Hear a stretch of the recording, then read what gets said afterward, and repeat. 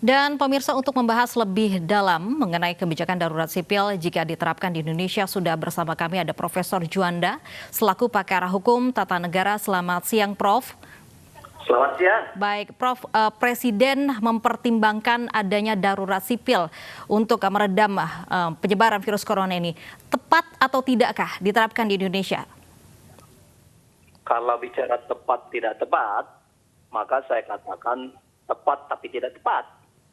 Artinya bahwa dalam kondisi sekarang memang satu realitas, kondisi negara kita dengan corona ini, kita adalah menghadapi ancaman yang sangat besar.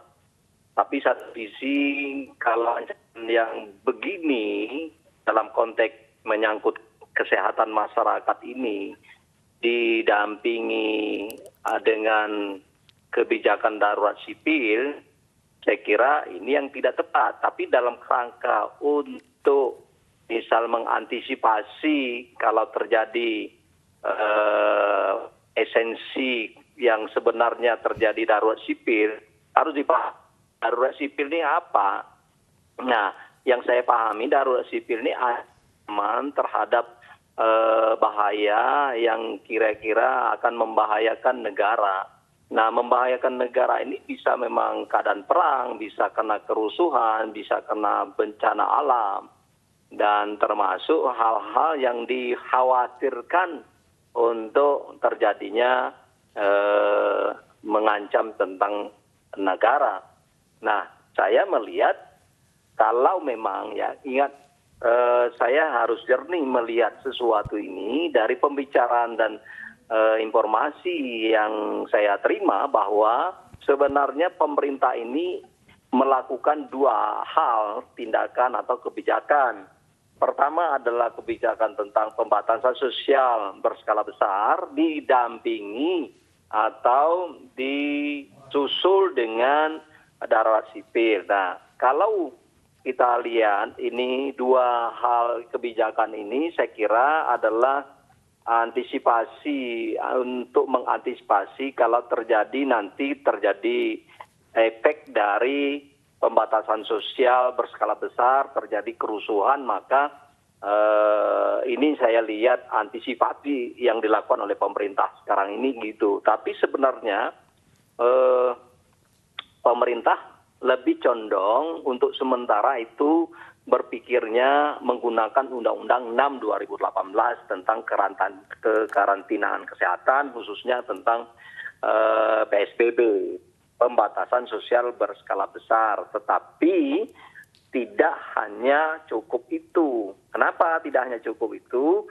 Adalah dimungkinkan kalau ini nanti kerusuhan, misalnya kalau itu dilakukan karena soal efek dominonya kepada ekonomi, persoalan kelaparan, adanya ancaman terhadap persoalan sosial lain, maka Presiden sudah mengantisipasi dengan darurat sipil. Nah, ini yang saya katakan tepat tidak tepat itu. Sebenarnya jangan berpikir tentang darurat sipil atau jangan diumumkan dulu tentang darurat sipil. Tapi itu kalau sudah terjadi kerusuhan, kalau terjadi ancaman yang lebih besar, efek domino dari tindakan atau kebijakan pembatasan sosial berskala besar itu nanti, maka baru saat itu. Jadi ini yang saya katakan belum saatnya sekarang untuk mengeluarkan statement tentang darurat sipil.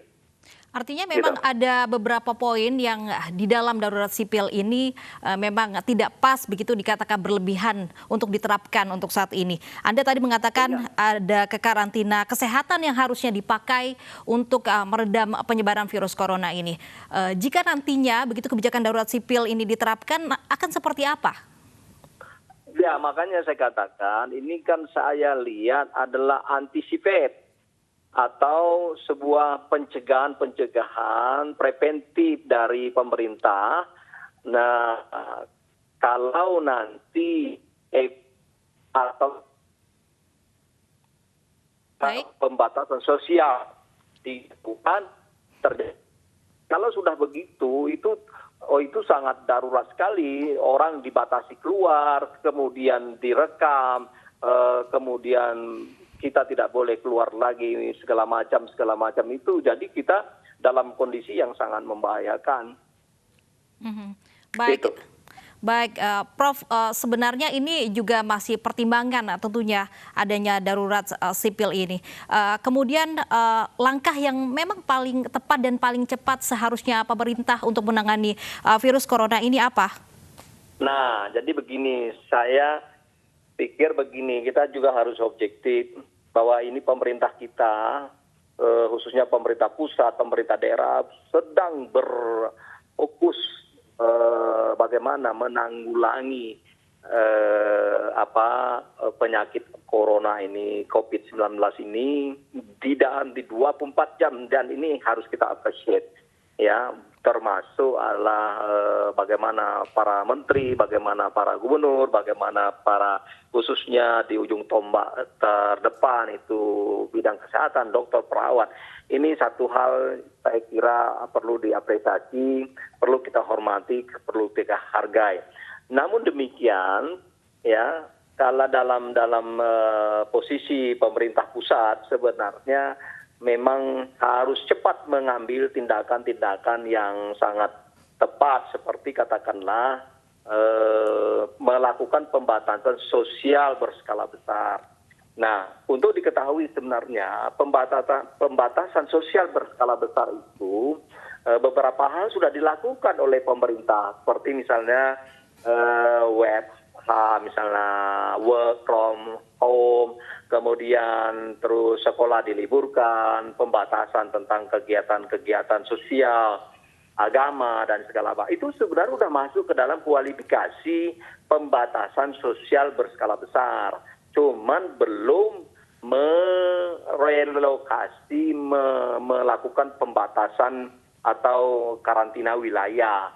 Jadi kalau karantina wilayah, orang itu yang kelihatannya para kepala daerah di seluruh Indonesia, sebagian besar yang sudah daerahnya terjangkit atau belum terjangkit, ya, itu ingin pemerintah pusat ini mengeluarkan menyetujui untuk melakukan pembatasan wilayah, karena ini memang kewenangan dari pemerintah pusat, sementara pemerintah pusat belum menyetujui bahwa tindakan karantina wilayah ini. Sebab argumentasinya kenapa saya lihat itu menyangkut persoalan konsekuensi ekonomi. Kalau karantina wilayah, semua penduduk yang tidak boleh keluar di wilayah itu harus dibebankan ekonominya oleh pemerintah pusat atau pemerintah daerah. Ini kan berat sekali. Nah, oleh karena itulah saya kira kita hargai.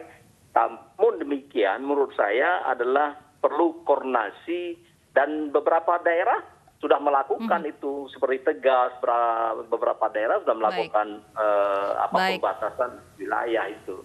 Baik, kita harapkan ketegasan yang secara cepat dilakukan oleh pemerintah pusat tentunya. Terima kasih Profesor Juanda, pakar hukum tata negara, sudah bergabung bersama kami di iNews Siang.